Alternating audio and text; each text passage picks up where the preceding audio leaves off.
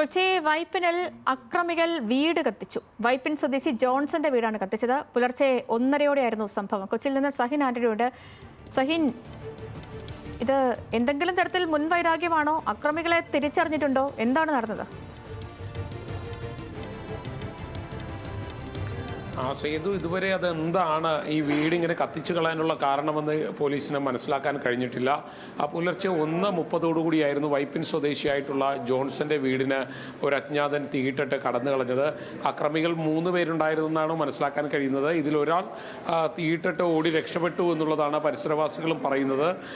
പുലർച്ചെ 1:30 ജോൺസനും ഭാര്യയും ഒപ്പം തന്നെ വൃദ്ധയായ മാതാവുമായിരുന്നു ആ വീട്ടിലുണ്ടായിരുന്നത്.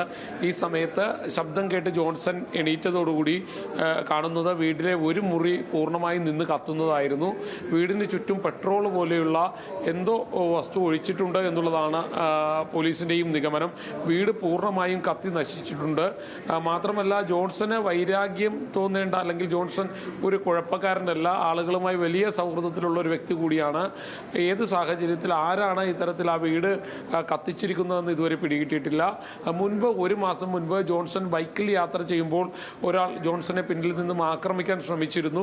ബൈക്കിൽ തന്നെ എത്തി ആക്രമിക്കാൻ ശ്രമിച്ചിരുന്നു. അന്ന് പോലീസിൽ ഇത് സംബന്ധിച്ച് പരാതി കൊടുത്തിരുന്നതാണ്. പക്ഷേ ആളെ കണ്ടെത്താൻ പോലീസിന് കഴിഞ്ഞിരുന്നില്ല.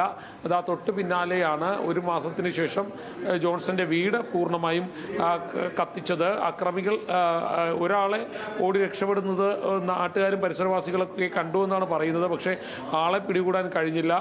ഇപ്പോൾ പോലീസ് കേസെടുത്തിട്ടുണ്ട്, അന്വേഷണം ആരംഭിച്ചിട്ടുണ്ട്.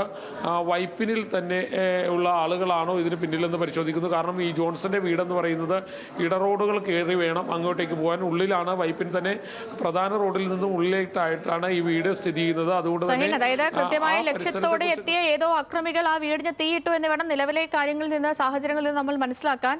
പോലീസിന്റെ ഈ അന്വേഷണം നടക്കുന്നതേ ഉള്ളൂ. കൊച്ചി വൈപ്പിനിൽ അക്രമികൾ വീട് കത്തിച്ചു. വിവരങ്ങൾ നൽകുകയായിരുന്നു സഹിൻ ആന്റണി കൊച്ചിയിൽ നിന്ന്.